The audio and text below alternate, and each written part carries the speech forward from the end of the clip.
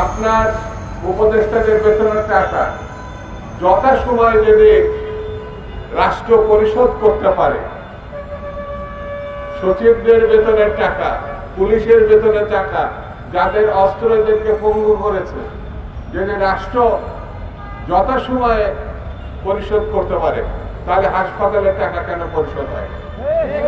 তাদের বিক্ষোভের আপনাকে ফুলের মালা দিয়ে আমরা বরণ করেছি, আপনাকে আমরা বিদায় ফুলের মালা দিয়ে।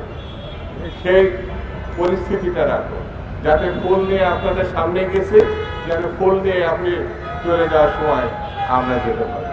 এই কথাটা আপনি যদি মাথায় রাখেন, তাহলে দেখবেন সংকট আর সংকট নয়।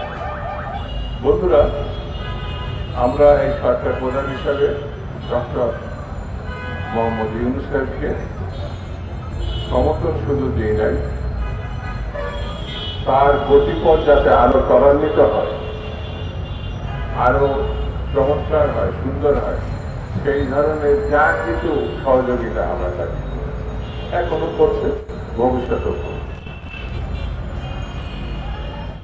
তার ব্যাপারে আমাদের কোনো আপত্তি নেই, কিন্তু তার কাজ কাম সম্বন্ধে ইদানিং যেসব কথাবার্তা উঠছে, যেভাবে আমরা প্রত্যাশা করছি, জাতি প্রত্যাশা করছে, সেগুলো নিয়ে কিছু কিছু কথা থেকে যায়, কিছু কিছু প্রসঙ্গ আসে।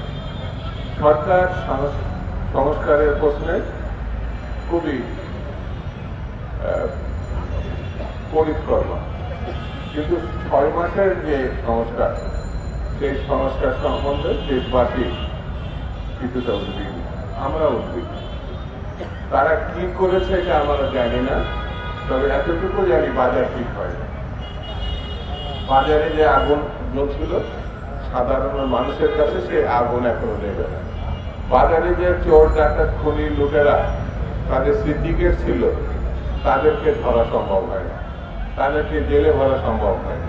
6 মাস কিন্তু চলে গেছে, কিন্তু এই সরকার কি পেরেছে আর কি পারে নাই, সেই আলোচনার আগে যদি বলি, তারা শ্রমিককে হত্যা করেছে। এই কথাটা সত্য, হাসিনাও শ্রমিক হত্যা করছে। এই সরকার বিনা বিচারে ক্রস ফায়ার বলে, এক্সট্রা জুডিশিয়াল কিলিং বলে,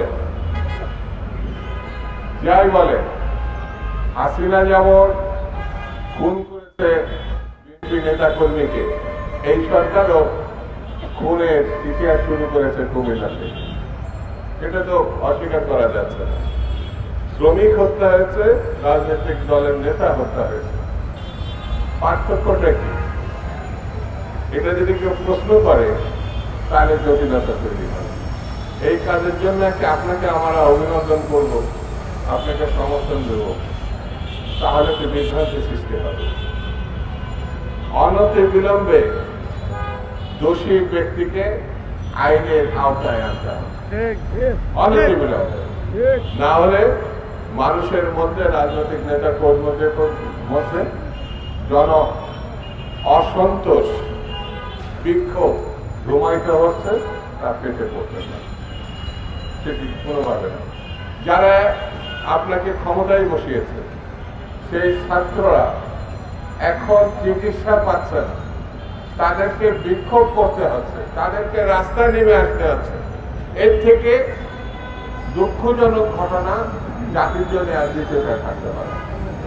আপনার বেতনের টাকা, আপনার উপদেষ্টাদের বেতনের টাকা যথাসময়ে যদি রাষ্ট্র পরিশোধ করতে পারে, সচিবদের বেতনের টাকা, পুলিশের বেতনের টাকা, যাদের অস্ত্রদেরকে পঙ্গু করেছে, যদি রাষ্ট্র যথাসময়ে পরিশোধ করতে পারে, তাহলে হাসপাতালের টাকা কেন পরিশোধ হয়? তাদের বিক্ষোভের আশ্রয় কেন? এই প্রশ্ন যদি সামনে আসে, তাহলে আমাদের জন্য বিব্রতকর, কারণ এই সরকারকে আমরা সমর্থন করছি। এই জিনিসটা সরকার যদি মাথায় রাখে, তাহলে আমার মনে ভালো হয়। পেটে ভাত থাকতে হবে, বেকারদের কাজ থাকতে হবে, পরিষ্কার কথা। সরকার যদি মনে করে তাদের পক্ষে এই কাজ করা সম্ভব নয়, তাহলে পরে এই মুহূর্তে আপনার আনুষ্ঠানিকভাবে মিটিংয়ে বসে দিন তারিখ ঠিক করে যারা পারবে তাদেরকে আসার পথ সুগম করে নির্বাচনের ব্যবস্থা করে। আপনারা পারেন না, যারা পারবে এবং গণতান্ত্রিক রীতিনীতির মতো গণঅভ্যুত্থানের 1 নম্বর চাহিদা পূরণের জন্য নির্বাচনের ব্যবস্থা করে। যদি ব্যবস্থা করা সম্ভব না হয় তাহলে পরিস্থিতি সংকট যেভাবে ধুমায়িত হচ্ছে বাড়ছে, এটা আরো বাড়তে হয়। আমি আজকে বক্তৃতা করবো না, শেষ কথাটা